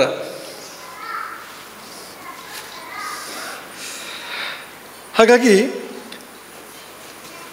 ಅಲ್ಲಿಂದ ಲಗ್ನವನ್ನು ತೆಗಿಬೇಕು. ಉದಾಹರಣೆಗೆ ಇವತ್ತಿನ ಸಾಕ, ಇದು ಕೋಷ್ಟಕ ಸಾಕ, ಗೊತ್ತಾಯ್ತಾ? ಸಾಕಾಗದೇ ಇದ್ರೂ ಹೇಗೂ ಸಿಗತ್ತೆ ಮತ್ತೊಂದು ಧೈರ್ಯ ಇದೆ ನಮಗೆ. ಹಾಗಾಗಿ ಆ ಶ್ಲೋಕ ಬಂದರೆ ಬರುತ್ತೆ, ಕಷ್ಟ ಏನೂ ಇಲ್ಲ. ಪ್ರಕೃತಿ ಪುರುಷ, ಪಂಚಭೂತಗಳು, ಜೀವ, ಸಪ್ತಗ್ರಹಗಳು ಅಷ್ಟೇ ಇರೋದು. ನೋಡಿ, ಈಗ ತಾಂಬೂಲ ಸಂಖ್ಯೆ 3 ಉಳಿತು ಅಂತ ಅಂದ್ಕೊಳ್ಳಿ ನೀವು. ತಾಂಬೂಲದಲ್ಲಿ ಲೆಕ್ಕ ಮಾಡಿದಾಗ ಯಾವ ರಾಶಿ ಬರುತ್ತೆ ಲಗ್ನ ಇಲ್ಲಿ ಹೇಳ್ತೀರಾ? ಯಾವ ರಾಶಿ ಬರುತ್ತೆ ಇಲ್ಲಿ? ಹೆಂಗೆ ಮಿಥುನ ಬರುತ್ತೆ? ಕುಜ ಅಲ್ಲ ಇದಾನಾ? ಹಂಗೆ ಬರುತ್ತೆ. ಸರಿ, ಆ ರೀತಿ ಬರ್ಬೋದು. ಈಗ ತಾಂಬೂಲ ಸಂಖ್ಯೆ 5 ಉಳಿತು. ತಾಂಬೂಲ ಸಂಖ್ಯೆ ಲೆಕ್ಕ ಮಾಡಿದಾಗ 5 ಉಳಿತು. ಲಗ್ನ ಯಾವುದು ಬರುತ್ತೆ ಅದರಿಂದ? ಸಿಂಹ. ಯಾಕೆ ಬಂತು? ವೃಷಭ ಬರಬೇಕು. ಯಾಕೆಂದರೆ 5 ಉಳಿದ್ರೆ ಯಾವ ಗ್ರಹ ಬರೋದು? ಗುರುಗ್ರಹ ಬರೋದು. ರವಿ, ಚಂದ್ರ, ಕುಜ, ಬುಧ, ಗುರು ಬರೋದಲ್ವಾ? ಗುರು ಇರೋ ರಾಶಿ ಯಾವುದು? ವೃಷಭ ರಾಶಿ. ಅದು ಲಗ್ನ ಅಂತ. ವೃಷಭ ರಾಶಿ ಲಗ್ನವಾಗಿ ಇಟ್ಕೊಂಡು ಅಲ್ಲಿಂದ ಗ್ರಹ ಸ್ಥಿತಿನ ಚಿಂತನೆ ಮಾಡಬೇಕು. 2ನೇ ಭಾವದಲ್ಲಿ ಕುಜ ಇದ್ದಾನೆ, ಲಗ್ನದಲ್ಲಿ ಗುರು, 2ನೇ ಭಾವದಲ್ಲಿ ಕುಜ, ಈ ಥರ 4ರಲ್ಲಿ ರವಿ ಬುಧರು, 5ರಲ್ಲಿ ಶುಕ್ರ ಕೇತು, ಹೀಗೆ ಚಿಂತನೆ ಮಾಡಬೇಕು ಅದನ್ನು ಅಂತ. ಈಗ ಶನಿ ಬಂದರೆ ಯಾವುದು ಲಗ್ನ ಯಾವುದು ಬರುತ್ತೆ ಇಲ್ಲಿ? 7 ಉಳಿತಪ್ಪ ಗ್ರಹಚಾರಕ್ಕೆ. ಅವಾಗ ರಾಶಿ ಯಾವುದು ಬರುತ್ತೆ? ಕುಂಭ ಬರುತ್ತೆ. ಹೀಗೆ ಗ್ರಹೋದಯೋ ಯತ್ರ ಸ ಲಗ್ನ ರಾಶಿ ಅಂತ. ಎಲ್ಲಿ ಆ ಗ್ರಹ ಉದಯವಾಗಿದೆಯೋ ಅದನ್ನು ಲಗ್ನ ರಾಶಿಯನ್ನು ಸ್ವೀಕಾರ ಮಾಡಬೇಕು. ಸ್ವೀಕಾರ ಮಾಡಿ ಆ ಪ್ರಕಾರ ಫಲ ಹೇಳಬೇಕು ಅಂತ. ಇದಿಷ್ಟು. ಇನ್ನೊಂದು ಚೂರು ಸೂಚನೆ ಕೊಟ್ಟು ಮುಗಿಸ್ತೀವಿ ಇವತ್ತಿನ ಪಾಠನ. ಇಷ್ಟೇ ಅಲ್ಲ, ತಾಂಬೂಲದಿಂದ ಇನ್ನೂ ತುಂಬ ಜಾಸ್ತಿ ಫಲ ಹೇಳ್ಬೋದು, ತುಂಬ ಸರಳವಾಗಿ ಹೇಳ್ಬೋದು. ಹೇಗೆ ಅಂದರೆ, ತಾಂಬೂಲ ಕೊಟ್ಟಿರ್ತಾರಲ್ಲ, ಒಂದು 10, 12, 20, 50 ಎಷ್ಟು ಕೊಟ್ಟಿರ್ತಾರಲ್ಲ ತಾಂಬೂಲನ್ನು ಕೊಟ್ಟಿರ್ತಾರೆ. ಕೆಲವು ಸಲ ಕೊಟ್ಟೆ ಇಟ್ಟಿರ್ತಾರೆ, ತುಂಬಾ ಇಟ್ಬಿಟ್ಟಿರ್ತಾರೆ. ಎಷ್ಟೇ ಇರಲಿ ಆ ಕಟ್ಟನ್ನು ಕೈಗೆ ತಗೋಬೇಕು. ಮೇಲಿಂದ ಕೆಳಗೆ ಎಣಿಸ್ಬೇಕು. ಹೇಗಿರುತ್ತೆ ತಾಂಬೂಲ? ಹೀಗಿರುತ್ತಾ?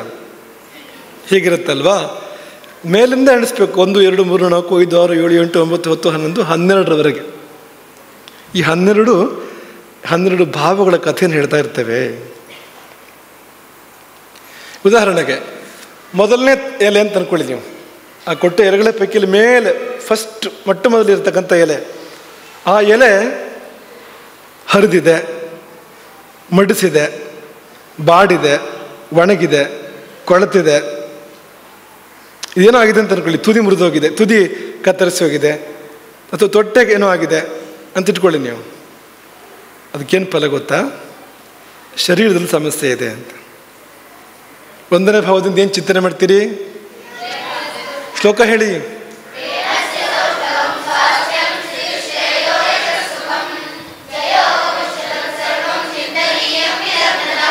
ಇದಿಷ್ಟು 1ನೇ ಎಲೆಯಿಂದ ಚಿಂತನೆ ಮಾಡಬೇಕು. 1ನೇ ಎಲೆ ನೋಡಬೇಕು ಸೂಕ್ಷ್ಮವಾಗಿ, ಅದೆಷ್ಟು ಚೆನ್ನಾಗಿದೆ ಹಾಳಾಗಿದೆ ನೋಡಬೇಕು. ಏನೆಲ್ಲ ಆಗ್ಬೋದು ಯೋಚನೆ ಮಾಡಿ ನೀವು. ಚಿಕ್ಕದಿರ್ಬೋದು ಆ ಎಲೆ, ಅಥವಾ ಮುರುಟಿರ್ಬೋದು, ಸುರುಟಿರ್ಬೋದು, ಅದು ನೋಡಿ. ಹುಳು ತಿಂದಿರ್ಬೋದು, ಅದನ್ನು ಪಾಸಿಬಿಲಿಟೀಸ್ ಏನೇನು ಸಾಧ್ಯತೆ ಇದೆ ನೋಡಿ ಅಂತ. ಅಥವಾ ಜೇಡ ಬಲೆ ಕಟ್ಟಿರ್ಬೋದು ಅದರಲ್ಲಿ, ಇದೆಲ್ಲ ಆಗಿರ್ಬೋದಲ್ವಾ? ಇದರಲ್ಲಿ ಏನಾದರೂ ತಕ್ಕಂಥ ಫಲವನ್ನು ಹೇಳಬೇಕು ಅಂತ ಹೀಗೆ ಹಿಡ್ಕೊಂಡು ನೋಡಿದರೆ ಆ ಎಲೆ ಆ ವಿಷಯದ ಕಥೆನ ಪೂರ್ತಿ ಹೇಳುತ್ತೆ ಅಂತ. ಉದಾಹರಣೆಗೆ 4ನೇ ಎಲೆ ಚಿಕ್ಕದಿದೆ ಅಂತ ಅನ್ಕೊಳ್ಳಿ ನೀವು. 4ನೇ ಎಲೆ ಚಿಕ್ಕದಿದೆ ಅಂತ ಅನ್ಕೊಳ್ಳಿ. ನೀವೇನು ಫಲ ಹೇಳ್ತೀರಾಗ? ಭೂಮಿ ಕಡಿಮೆ ಇದೆ ಅವನಿಗೆ ಅಂತ, ಸ್ವಲ್ಪನೇ ಭೂಮಿ ಇದೆ ಅಂತ. 4ನೇ ಭಾವ ಯಾವುದನ್ನು ಸೂಚನೆ ಮಾಡುತ್ತೆ? ಭೂಮಿ ಅಂತಾನೆ. ಕ್ಷೇತ್ರ ಪ್ರದೇಶ ಅಖಿಲಂ ಅಲ್ವಾ? ಅವನ ಜಾಗ ಜಮೀನೆಲ್ಲ ಎಷ್ಟಿದೆ ಅಂತ. ಚಿಕ್ಕದಿದ್ರೆ ಕಡಿಮೆ ಇದೆ ಅಂತ ಸೂಚನೆ ಮಾಡುತ್ತೆ ಅದು. 5ನೇ ಎಲೆ ಸಮಸ್ಯೆ ಇದೆ ಅಂತ ಅನ್ಕೊಳ್ಳಿ ನೀವು. 5ನೇ ಎಲೆ ಹುಳು ತಿಂತೆ, ಹೊಟ್ಟೆಲಿ ಏನೋ ಬಂದಿದೆ ಅಂತ ಹೇಳಬೇಕು. ಹೊಟ್ಟೆಲಿ ಹುಳು ಇದೆ ಅಥವಾ ಹೊಟ್ಟೆಲಿ ಏನೋ ಸಮಸ್ಯೆ ಇದೆ. 5ನೇ ಭಾವ ಯಾವುದು? 5ನೇ ಭಾವ 5ನೇ ರಾಶಿ ಅಲ್ಲ.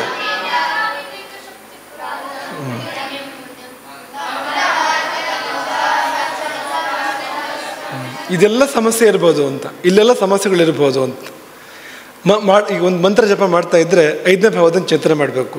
ಆ ಮಂತ್ರದಲ್ಲಿ ಲೋಪ ಇರ್ಬೋದು, ಮಾಡ್ತಾರ ಮಂತ್ರದಲ್ಲಿ ತಪ್ಪಿರ್ಬೋದು, ಅಥವಾ ಆಚಾರ ಕೆಟ್ಟಿರ್ಬೋದು, ಭಕ್ತಿ ಕೊರತೆ ಆಗಿರ್ಬೋದು, ಏಕಾಗ್ರತೆ ಕೊರತೆ ಆಗಿರ್ಬೋದು, ಅಕ್ಷರ ತಪ್ಪಿರ್ಬೋದು. ಯಾವ ಎಲೆಯಲ್ಲಿ ವ್ಯತ್ಯಾಸ ಇದೆಯೋ ಆ ಎಲೆಗೆ, ಆ ಭಾವಕ್ಕೆ ಸಂಬಂಧಪಟ್ಟಂತೆ ದೋಷವನ್ನು ಹೇಳಬೇಕು. ಉದಾಹರಣೆಗೆ 7ನೇ ಎಲೆಯಲ್ಲಿ ದೋಷ ಇದೆ ಅಂತ ಅನ್ಕೊಳ್ಳಿ ನೀವು. ಹೆಂಡತಿಗೆ ಸಮಸ್ಯೆ ಇದೆ ಅಂತ ಅರ್ಥ ಅಂತ. 9ನೇ ಎಲೆಯಲ್ಲಿ ದೋಷ ಇದೆ ಅಂತ ಅನ್ಕೊಳ್ಳಿ, ತಂದೆಗೆ ಸಮಸ್ಯೆ ಇದೆ ಅಂತ ಅರ್ಥ ಅದಕ್ಕೆ. ಅಥವಾ ಗುರುವಿಗೆ ಸಮಸ್ಯೆ ಇದೆ ಅಂತ ಅರ್ಥ ಅದಕ್ಕೆ. ಈ ತರಹ ಅಂತ. 6ನೇ ಎಲೆಯಲ್ಲಿ ದೋಷ ಇದೆ ಅಂತಂದರೆ ಶತ್ರು ಬಾಧೆ ಇದೆ, ಶತ್ರುಗಳ ಪೀಡೆ ಇದೆ ಅಂತ ಅರ್ಥ ಅದಕ್ಕೆ. ಅದನ್ನು ಚಿಂತಿಸಬೇಕು ಅಂತ. ಹಾಗಾಗಿ ಎಲೆ ಏನಾಗಿದೆ ಅನ್ನೋದನ್ನು ಸಾವಧಾನ ನೋಡಿದರೆ ಗ್ರಹ ಸ್ಥಿತಿ ಆಮೇಲೆ ಬರೀ ಆ ಎಲೆನೇ ಕಥೆ ಹೇಳುತ್ತೆ ಅಂತ. ಆ ವಿಷಯ ಏನಾಗಿದೆ ಅಂತ, ಆ ಭಾವಕ್ಕೆ ಸಂಬಂಧಪಟ್ಟಿರ್ತಕ್ಕಂಥ ವಿಷಯಗಳು ಏನಾಗಿದೆ ಅಂತ. ಹಾಗಾಗಿ 4ನೇ ಎಲೆ ಹಾಳಾಗಿದೆ ಅಂದರೆ ಸುಖ ಇಲ್ಲ ಅಂತ ಅರ್ಥ ಅಂತ. 4ನೇ ಭಾವ ಸುಖ ಅಲ್ವಾ? ಸುಖ ಇಲ್ಲ ಅಂತ ಅರ್ಥ ಅದಕ್ಕೆ ಅಂತ. ಹೀಗೆ ದ್ವಾದಶ ಭಾವಗಳನ್ನು ಕೂಡ ಚಿಂತನೆ ಮಾಡ್ಬೋದು. ಅದನ್ನು ನಾಳೆ ಇನ್ನೊಂದು ಸತಿ ನೋಡೋಣ. ನೋಡಿ ಮತ್ತೆ ಮುಂದುವರಿಸೋಣ. ಹೀಗೆ ಒಂದು ಅದ್ಭುತ ವಿಜ್ಞಾನವನ್ನೇ ನಮ್ಮ ಪೂರ್ವಜರು ಕಂಡುಹಿಡಿದಿರುವಂಥದ್ದು ಅಂತ. ಬದುಕನ್ನು ಹೇಗೆ ನಾವು ಅರ್ಥ ಮಾಡ್ಕೋಬೋದು, ಈಗ ನಡೆದು ಹೋಗಿದ್ದು, ನಡೆದು ಹೋಗದೇ ಇರುವಂಥದ್ದು, ಮುಂದೆ ನಡೀಲಿಕ್ಕಿರ್ತಕ್ಕಂಥದ್ದು ಎಲ್ಲವನ್ನು ಹೇಗೆ ತಿಳ್ಕೊಳ್ಬೋದು ಅನ್ನೋದಕ್ಕೆ ಕಲ್ಪನೆ ಕೂಡ ಮಾಡೋಕ್ಕೆ ಸಾಧ್ಯ ಇಲ್ಲ. ಅಂಥ ಅದ್ಭುತವಾಗಿರ್ತಕ್ಕಂಥ ವಿಜ್ಞಾನವೊಂದನ್ನು ನಮ್ಮ ಪೂರ್ವಜರು ಪತ್ತೆ ಹಚ್ಚಿದರು. ಏನೇನು ಬೇಕಾದ್ರೂ ತಿಳ್ಕೊಳ್ಬೋದು. ನಿಮ್ಗೆ ನಾವು ಆರಂಭದಲ್ಲಿ ಹೇಳಿದ್ವಲ್ವಾ, ಜ್ಯೋತಿಷ ಅಂದರೆ ಕಣ್ಣು ಅದು ಅಂತ. ಅದು ಎಂತಹ ಕಣ್ಣು ಅಂದರೆ ಏನನ್ನು ಬೇಕಾದರೂ ನೋಡ್ಬೋದು ನೀವು. ಈ 3 ಲೋಕದಲ್ಲಿ ಏನನ್ನು ಬೇಕಾದ್ರೂ ನೋಡ್ಬೋದು. ಅಥವಾ ನಮ್ಮ ಜೀವನದಲ್ಲಿ ಎಂಥ ರಹಸ್ಯ ಇದ್ದರೂ ಕೂಡ, ಎಂಥ ರಹಸ್ಯ ನಮಗೇ ಗೊತ್ತಿಲ್ಲ ಅಂಥ ರಹಸ್ಯಗಳು ಇರ್ತವೆ ಎಷ್ಟೋ ಬಾರಿ. ಅದನ್ನು ತಿಳ್ಕೊಳ್ಬೋದು, ಸಾಧ್ಯ ಇದೆ ತಿಳ್ಕೊಳ್ಳೋದಕ್ಕೆ ಅಂತ. ಇದನ್ನು ಚೆನ್ನಾಗಿ ಅರ್ಥ ಮಾಡ್ಕೊಳ್ಳಿ, ಶಾಸ್ತ್ರವನ್ನು ಉಪಾಸನೆ ಮಾಡಿ, ಮುಖ್ಯವಾಗಿ ದ್ವಾದಶ ರಾಶಿಗಳನ್ನು, ನವಗ್ರಹಗಳನ್ನು, ದಕ್ಷಿಣಾಮೂರ್ತಿಯನ್ನು. ಸಾಮಾನ್ಯವಾಗಿ ಈ ಶಾಸ್ತ್ರವನ್ನು ಯಾರು ಅಭ್ಯಾಸ ಮಾಡ್ತಾರೋ ಅವರೆಲ್ಲರೂ ಕೂಡ ಅವ್ರು ಪೂಜಿಸಬೇಕಾಗಿರುವಂಥದ್ದು ದಕ್ಷಿಣಾಮೂರ್ತಿಯನ್ನು. ಅವನನ್ನು ಪೂಜಿಸದೆ ಈ ಶಾಸ್ತ್ರಕ್ಕೆ ಇಲ್ಲಿ ಗತಿ ಇಲ್ಲ ಶಾಸ್ತ್ರದಲ್ಲಿ ಅಂತ. ಅದಕ್ಕೆ ಹೇಳಿರ್ತಕ್ಕಂಥ ದೈವತ ಅದು ಅಂತ, ದಕ್ಷಿಣಾಮೂರ್ತಿ ಅಂತ. ಅವರೆಲ್ಲ ನಿಮಗೆ ಅನುಗ್ರಹ ಮಾಡಿ ಆ ಎಲ್ಲರ ಕರುಣೆಯಿಂದ ನಿಮ್ಮ ಬದುಕು ಹಸನಾಗುವಂತೆ, ಕಣ್ಣು ಶುದ್ಧ ಆಗುವಂತೆ, ಯಾರಿಗೂ ಕಾಣದೇ ಇರೋದು ಕಾಣೋ ಹಾಗೆ ಅಷ್ಟೆಲ್ಲ ಕಣ್ಣು ಶುದ್ಧ ಆಗುವ ಹಾಗೆ ನಿಮಗೆ ದೇವರು ಅನುಗ್ರಹ ಮಾಡಲಿ. ಹಾಗೆ ಈ ಶಾಸ್ತ್ರಚಿಂತನೆಯಲ್ಲಿ ಯಾರೆಲ್ಲ ಭಾಗವಹಿಸಿದ್ರೋ ಅವರೆಲ್ಲರ ಗ್ರಹಚಾರ ಸೀದಾ ಆಗಲಿ ಅಂತ, ಅವರ ಗ್ರಹಚಾರ ಶುಭ ಆಗಲಿ ಅಂತ, ಅವರ ಬದುಕು ಅದು ಸುಖಮಯ ಶುಭಮಯ ಆಗುವಂತೆ, ತೊಡಕು ತೊಂದರೆಗಳು ಪರಿಹಾರವಾಗುವಂತೆ, ಜಾತಕದಲ್ಲಿ ಏನಿದ್ರೂ ಅನುಗ್ರಹದಿಂದ ಅವೆಲ್ಲವೂ ಶುಭವಾಗಿ ಪರಿವಸಾನವಾಗುವಂತೆ ಆಗಲಿ. ನಿಮಗೆಲ್ಲರಿಗೂ ಒಳ್ಳೆಯದಾಗಲಿ ಅಂತ ಅರ್ಪಣೆ ಆಗ್ತದೆ. ಹರೇ ರಾಮ. ಶ್ರೀಮದ್ ಜಗದ್ಗುರು ಶಂಕರಾಚಾರ್ಯ ಶ್ರೀ ಶ್ರೀ ರಾಘವೇಶ್ವರ ಭಾರತೀ ಸ್ವಾಮಿ ಮಹಾರಾಜ್ ಕೀ